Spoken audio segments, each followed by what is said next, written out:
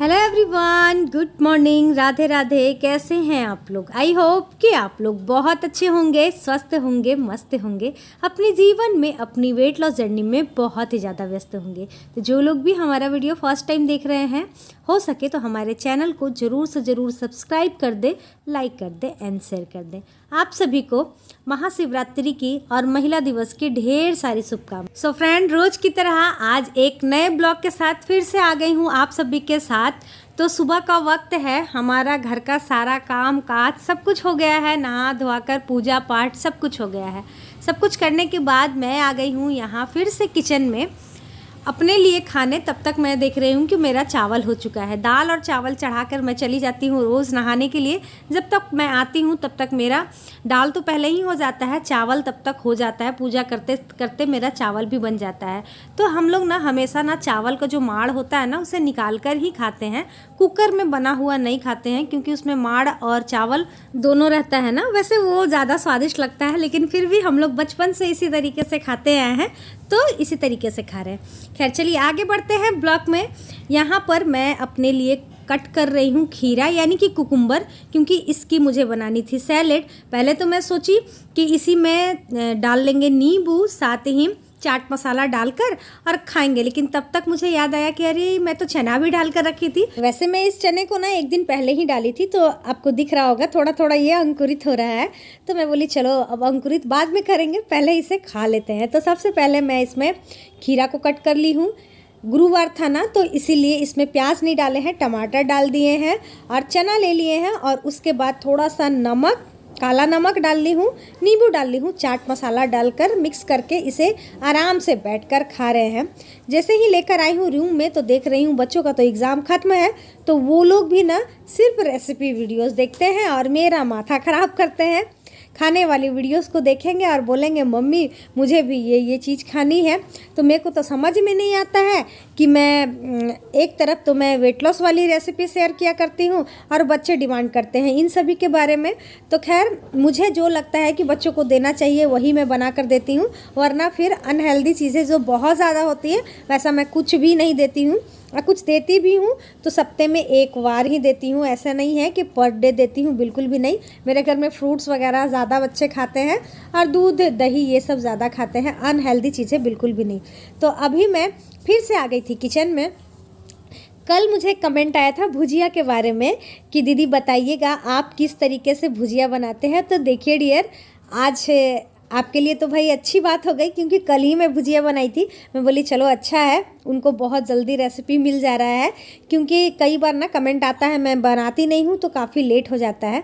तो चलिए भुजिया के ऊपर आते हैं। तो भुजिया है ना डियर, बहुत तरीके का बनता है। वो जैसा आप कट करोगे ना उसका स्वाद उसी तरीके से आएगा।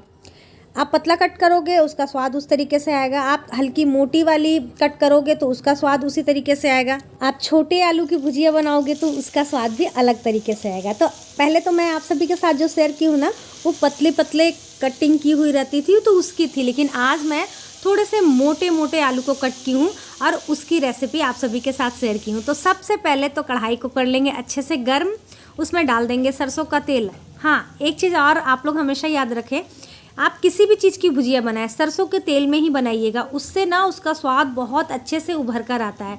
इसीलिए भुजिया जब भी बनाएं तो सरसों के तेल में ही बनाएं।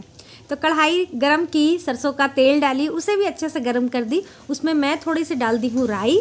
राई के डालने के बाद मैं इसमें डाल दी हूँ 4 हरी मिर्ची। वो जैसे ही हो गया था ना, मैं डाल दी हूँ इसमें आलू। आलू डालने के बाद थोड़ा सा उसे मिक्स की, फिर मैं डाल दी हूँ इसमें नमक और हल्दी डालकर चलाकर मैं इसे ढक दी हूँ। ढक ही दी थी, तब तक आवाज़ आ गई सब्जियों वाले का। तो मेरे घर में टमाटर ख़त्म हो गई थी। मैं बोली चलो लगे हाथ इसे भी लेकर आ जाते हैं, और गैस को कर दी थी सिम। तो यहाँ पर मैं और मेरी बेटी हम लोग दोनों चले गए थे लाने के लिए सब्जियाँ लेने। तो गई थी टमाटर छोड़ मैं 2-3 चीज़ लेकर आ गई। सबसे पहले तो 1 केजी यहाँ पर मैं ले ली थी मटर। उसके बाद फिर से मैं खीरा दिख गया था मुझे। तो देखिए ना ये कैसा खीरा है, इस तरीके का खीरा मैं फर्स्ट टाइम देखी हूँ। बिल्कुल पटल के जैसा खीरा था। मुझे लगा खाने में बहुत स्वाद होगा, लेकिन खाने के बाद मालूम चला ये बिल्कुल भी अच्छा नहीं था। इसके बीज बड़े बड़े थे और खाने में भी उतना टेस्टी नहीं था, जो कि वो पतला वाला लंबा वाला जो खीरा रहता है ना, उसका स्वाद ही अलग रहता है, लेकिन इसका स्वाद उतने अच्छे से नहीं था। तो खैर कोई नहीं, चलिए अब ले लिए हैं तो खा ही रही हूँ मैं। और वैसे भी मुझे ये सब बहुत अच्छा लगता है, तो मैं लिया करती हूँ। मेरे फ्रिज में अक्सर रहता है, बहुत कम ही बार ऐसा होता है जबकि आपको सैलेड में कुछ ना मिले, वरना फ्रिज में मतलब सैलेड का आइटम मेरे घर में हमेशा हमेशा रहता है। तो इन सभी को धो दी थी, तब तक मैं फिर से जब देख रही हूँ तो यहाँ पर मेरा जो भुजिया है बन गया है लगभग। इसमें मैं थोड़ी सी काली मिर्च जो होती है ना, उसे मैं कूट ली थी और कूट कर डाल दी हूँ। डालने के बाद देखिए मैं भूज ली थी और अच्छे से 5-10 मिनट भून ली थी, और उसके बाद मेरा भुजिया बनकर लगभग तैयार हो गया है। भुजिया में ना थोड़ा सा तेल आप देख कर डालिएगा, बिल्कुल कम भी मत डालिएगा और ज़्यादा भी मत डालिएगा। बस इतना डालना है ना कि आपका आलू बहुत अच्छे से फ्राई हो जाए, और अगर थोड़ी बहुत ज़्यादा भी हो जाए तो उसे तो आप साइड करके ना तेल निकाल ही सकते हो। तो भाई देखिए यहाँ पर हमारा खाना लगभग बनकर हो गया है तैयार। गुरुवार का दिन था, लहसुन प्याज का तो यूज़ करना नहीं था, वरना इस भुजिया में मैं प्याज भी डालती। तो बिना प्याज लहसुन वाली भुजिया बिल्कुल बनकर तैयार है, एकदम कुरकुरी करारी सी। आपको इसके साथ सिर्फ और सिर्फ दाल चावल, एक अचार बहुत है। इतनी स्वादिष्ट लगेगी ना ये कि आप कुछ और भी खाना भूल जाओगे, बहुत टेस्टी। बस थोड़ी सी कढ़ाई में तेल बची थी तो साथ के साथ मैं इसमें फिर से थोड़ा सा राई डाल दी हूँ, एक सूखी मिर्ची डाल करके दाल को भी छौंक दी हूँ। ये भी बिल्कुल सिंपल सा। साथ ही यहाँ पर जो मैं खीरा खरीद कर लाई थी ना, उसे भी बस फटाफट से कट कर ले रही हूँ, क्योंकि सैलेड के बगैर भाई 32 बार वालों का खाना अधूरा है। क्योंकि सैलेड 70%, खाना 30% होना चाहिए। जैसे कि डाइट आपका 70% और एक्सरसाइज 30% रहता है ना, बस उसी तरीके से खाने के साथ भी यही है। सैलेड आपका 70% और खाना जो है, जो भी चावल रोटी है, वो आपका सिर्फ 30% होना चाहिए। तो भाई यहाँ हमारा खाना बनकर बिल्कुल तैयार हो गया है। दाल है, चावल है, आलू की भुजिया है और साथ ही टमाटर की चटनी थी। खाना वगैरह बन गया है। इनके साथ किचन में बैठकर खाना बहुत अच्छे से बन जाता है। जब भी मैं खाना बनाने में बोर होती हूँ ना, तो इनको, अगर इनके पास टाइम होता है तो इनको मैं किचन में बैठा लेती हूँ। बस हंसते मजाक करते हुए मेरा खाना भी बनकर हो जाता है तैयार। तो आप लोग भी चले आइए, खा लीजिए हमारे घर गर्मा गर्म खाना, जो कि बहुत ही ज़्यादा हेल्दी है और टेस्टी है। सब्जी में मैं डाल दी हूँ थोड़ी थोड़ी सी धनिया की पत्ती। तो मैं सैलेड में आज फर्स्ट टाइम धनिया की पत्ती डाली। तो मेरा बेटा क्या कर रहा है, लग रहा है कि धनिया की पत्ती ना बहुत सस्ती हो गई है, इसीलिए मेरी मम्मी सब चीज़ में डाली है। तो ऐसा नहीं है, थोड़ी बहुत बच गई थी, मैं बोली चलो डाल देते हैं। तो कल ना फ्रेंड मुझे एक कमेंट आया था कि दीदी आजकल आप सॉल्ट फ्री डे नहीं करती हो। तो हाँ डियर, बिल्कुल सही बात है। आज ही के दिन मैं सॉल्ट फ्री डे किया करती थी, थर्सडे को, लेकिन अभी मैं बहुत दिनों से नहीं कर रही हूँ क्योंकि मुझे ज़रूरत नहीं है। लेकिन हाँ, ज़्यादा दिन की बात नहीं है, बस 1 महीने बाद मेरा व्रत स्टार्ट होने वाला है मंगलवार का। तो उस वक्त तो मैं सॉल्ट फ्री डे करूँगी ही, क्योंकि जिस दिन मेरा व्रत होता है ना, उसी दिन मेरा हो जाता है सॉल्ट फ्री डे। क्योंकि एक पंथ दो काम हो जाते हैं। फास्ट में रहती हूँ तो मेरा फास्ट का नियम होता है, मैं कुछ भी नहीं खाती हूँ, फ्रूट पे ही रह जाती हूँ, ऐसे कुछ बनाकर नहीं खाया करती हूँ। क्योंकि मैं देखती हूँ बहुत सारे लोगों को कि फास्ट वाले दिन भी मिठाइयाँ या फिर सिंघाड़े के आटे की पूड़ियाँ और भी बहुत कुछ खाते हैं। लेकिन मेरा सिद्धांत यही है कि व्रत किए हैं तो सिर्फ फ्रूट में ही करेंगे, वरना फिर किसी चीज़ में नहीं करेंगे। और आप सभी को भी मैं बोलूँगी कि आप लोग भी व्रत वाले दिन सिर्फ फ्रूट में रहो भाई, और पानी के साथ रहो। इससे आपका बॉडी भी डिटॉक्स हो जाएगा और आप बहुत टाइम के लिए स्वस्थ भी रहेंगे। तो चलिए डियर, खाना पीना खाते हैं, उसके बाद फिर आप सभी से मिलते हैं थोड़ी देर में। Everyone, good evening, Radhe Radhe. कैसे हैं आप लोग? आई होप कि आप लोग बहुत अच्छे होंगे, स्वस्थ होंगे, मस्त होंगे, अपने जीवन में, अपनी वेट लॉस जर्नी में बहुत ही ज़्यादा व्यस्त होंगे।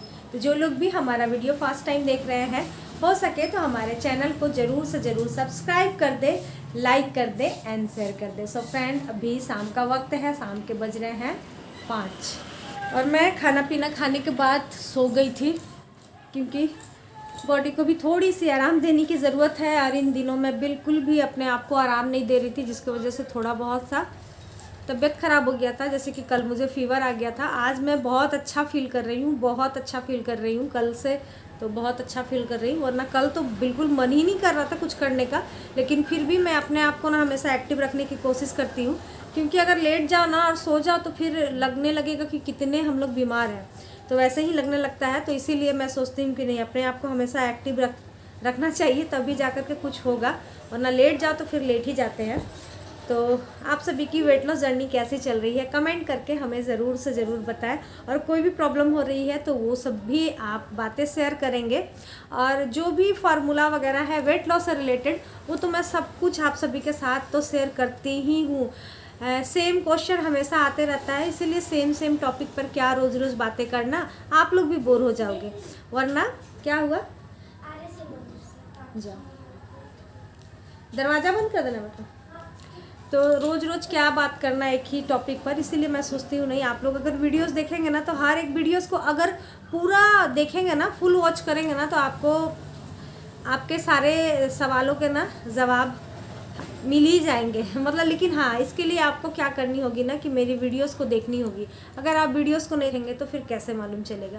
तो अगर आप अपने हर एक क्वेश्चन का आंसर चाहते हैं तो आपको मेरी हर एक वीडियोस को देखनी होगी और फुल वॉच करनी होगी, क्योंकि वेट लॉस से रिलेटेड जितनी भी जानकारियाँ हो सकती है ना वो मैं सब दे चुकी हूँ आप सभी को, और अभी भी देते रहती हूँ। जो भी थोड़ा बहुत बचा हुआ रहता है या फिर आप सभी के कमेंट आते हैं तो उस पर मैं देते रहती हूँ। कोशिश हमारी यही रहती है कि भाई जैसे मैं अपना वेट लॉस कर ली हूँ ना, वैसे ही आप सभी का भी वेट लॉस हो जाए। हाँ, वेट लॉस से मुझे याद आया, कल ना मैंने अपना वेट चेक किया था, तो यकीन मानिए इतने दिनों में ना मेरा वेट ना मतलब कुछ भी नहीं हो रहा, ना बढ़ रहा ना घट रहा है।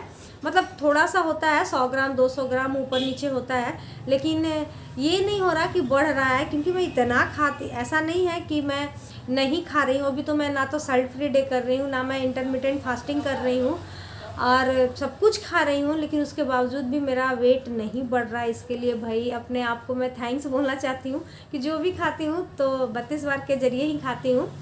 32 बार तो अब तो, हालांकि मैं काउंट नहीं करती हूँ, मैं ये नहीं बोलूँगी कि काउंट करके खाती हूँ, नहीं बिल्कुल भी नहीं। मैं बस जैसे ही वो पानी बन जाता है ना अपने अंदर ले लेती हूँ। अब वो 32 बार से ज़्यादा ही होता होगा, क्योंकि बहुत बार मैं सोचती हूँ कि चलो अब काउंट करके देखते हैं कि कितने बार हुआ, तो बहुत ज़्यादा हो जाता है, 32 बार से भी ज़्यादा हो जाता है। तो वैसे ही खाती हूँ और भाई वेट गेन नहीं हुआ और क्या चाहिए। बस इसी तरीके से है, आप लोग भी अपना वेट एक बार कम कर लीजिए, उसके बाद फिर सब कुछ खाइए, 32 बार से खाइए, तो फिर आपका ना डियर बिल्कुल भी वेट गेन नहीं होगा। और थोड़ा बहुत होता भी है तो फिर 32 बार का और इंटरमिटेंट फास्टिंग तो है ही, उसे करके फिर अपना वेट आप ज़रूर से ज़रूर कम कर लीजिएगा। कल है शिवरात्रि और साथ ही है कल महिला दिवस, तो आप सभी को इन दोनों की ढेर ढेर ढेर सारी शुभकामनाएं। शिव भगवान गौरी माता हमें इतनी शक्ति दे कि दुनिया का हर वो काम हम महिलाएं कर सके जो कि कोई भी पुरुष ना किया हो, उसे भी हम लोग कर सके। हम लोग इतनी ऊंचाइयां छुएं, बस लगे कि बस औरतों के बिना कुछ नहीं हो सकता है। सभी को ये फील होना चाहिए, हर एक घर के मर्दों को फील होना चाहिए कि औरत के बगैर कुछ भी नहीं हो सकता है, ऐसा होना चाहिए। तो बस यही सारी बातें थी फ्रेंड। चलिए अब चलते हैं। वैसे तो मैं शिवरात्रि नहीं करती हूँ, क्योंकि पहले मैं मैके में मेरे घर में नहीं होता था, क्योंकि कोई डेथ कर गया था तो वहाँ नहीं करती थी। और ससुराल में आई तो 2 साल की, उसके बाद फिर आज ही के दिन मेरे ससुर जी का भोज था। तो भोज था ना, तो हम लोग किसी को ध्यान में ही नहीं रहा कि शिवरात्रि है, तो फिर मैं शिवरात्रि की नहीं। उसके बाद फिर सारे लोग बोले कि जब एक बार छूट जाता है शिवरात्रि तो फिर करते नहीं हैं। लेकिन मतलब बस छूट गया तो छूट गया। वैसे सभी के बातों में मैं भी आ गई कि नहीं करते हैं, एक बार छूट गया आपका तो नहीं करते हैं, तो बस वही मानते हुए रह गई। अभी तक मैं नहीं कर पाई। हर साल सोचती हूँ कि नेक्स्ट ईयर करूँगी, लेकिन पता नहीं क्यों मैं नहीं कर पाती हूँ। खैर कोई नहीं, चलिए आप सभी लोग अच्छे से शिवरात्रि कीजिएगा, अपने साथ साथ मेरे लिए भी प्रार्थना कीजिएगा कि हमारे घर में भी सब कुछ अच्छा रहे, सब कोई हंसी खुशी सब रहे।